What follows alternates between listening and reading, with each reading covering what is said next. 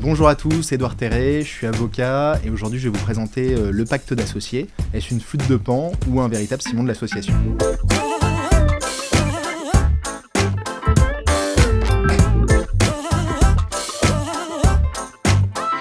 C'est quoi ?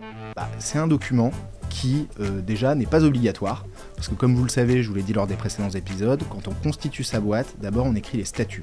Et les statuts, c'est ce qui va fixer les différentes règles entre associés sur l'organisation de la société, sur aussi les différents rôles des différents mandataires sociaux, un président, un directeur général, etc. L'inconvénient des statuts, c'est que c'est un document public, que tout le monde peut aller trouver sur Internet, sur votre boîte. Donc il y a pas mal de règles qu'on peut avoir avec ses associés qu'on n'a pas forcément envie que tout le monde connaisse. Et c'est pour ça qu'on va écrire des documents qui sont confidentiels, et ça, c'est les pactes d'associés. Le but d'un pacte d'associés, du coup, c'est de venir soit préciser des parties qui ne sont pas dans les statuts, soit carrément, voire sur certaines parties, d'y déroger un petit peu. Donc, première partie qu'on va trouver dans un pacte d'associés, c'est l'administration de la société. Donc l'administration de la société, vous le savez, il y a des mandataires sociaux, des personnes qui figurent au CABIS et qui représentent la société. Donc ça, c'est public, tout le monde le sait. Par contre, on peut, dans un pacte d'associés, encadrer les pouvoirs de ces personnes-là.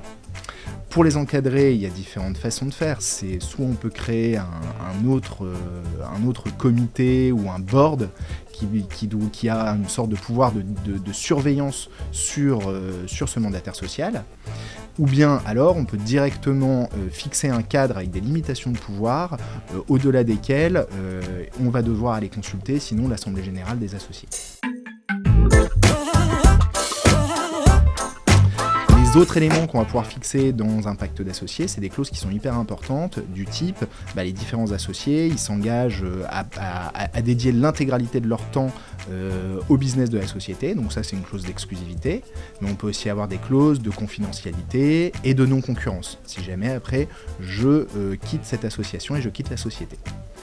Le deuxième gros volet des clauses qu'on va retrouver dans un pacte d'associés, ce sont des clauses qui vont plutôt toucher au transfert de titres entre les associés. Donc qu'on entende par là, c'est de dire, les premières clauses qu'on va trouver, c'est qu'est-ce qui se passe, donc j'ai un associé 1 et un associé B, l'associé A veut céder ses titres, est-ce que l'associé B a la priorité pour acheter ses titres ou pas ? Donc ça s'appelle un droit de préemption. C'est possible d'en intégrer soit de façon statutaire, soit directement dans un pacte d'associés, et quand on a une multitude d'associés, on peut même mettre des rangs, c'est-à-dire l'associé C est prioritaire en cas de rachat du A, le D est prioritaire sur le B, etc. Donc c'est quelque chose qui est vraiment sur mesure, et c'est important aussi de préciser, c'est que n'écoutez pas forcément ce que vous disent vos potes, ouais, dans mon pacte j'ai la clause A ou la clause B, c'est que chaque pacte est unique et dépend véritablement de la volonté d'association entre les différents associés.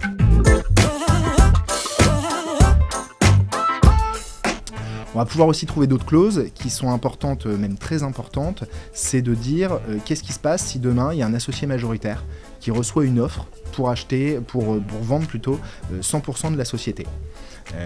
Est-ce que cet associé majoritaire a le droit de forcer les minoritaires à vendre ou pas ? Donc ça, c'est des clauses qui sont hyper importantes parce que si jamais, imaginons que vous avez un associé minoritaire qui détient 1% et qui bloque toute la cession de la boîte, vous êtes mal barré parce que généralement, quand quelqu'un cherche à acheter une société, c'est 100%, c'est pas 99%. Et donc ça, c'est, on va dire, sur les pactes assez classiques entre fondateurs. Et après, on va pouvoir trouver également des pactes un petit peu plus spécifiques où on va avoir des pactes avec les investisseurs. Où là, on va avoir des clauses qu'on retrouve dans tous les pactes investisseurs, notamment sur la liquidité. C'est de dire, l'investisseur rentre dans le capital de la société, mais quel est d'ores et déjà son horizon de sortie et quelles vont être les modalités de sa sortie.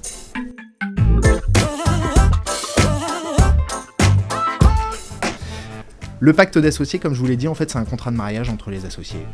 Le but, généralement, franchement, on le rédige, on le négocie, mais le but, c'est de ne pas le sortir. C'est-à-dire, il reste dans le coffre-fort et on ne le sort que si jamais il y a un problème. Voilà. C'est quand même un document qui est très important et qui va sécuriser les relations entre associés. Donc je vous invite forcément, dès lors qu'il y a plusieurs associés dans la société et que la société fonctionne bien, à en contractualiser.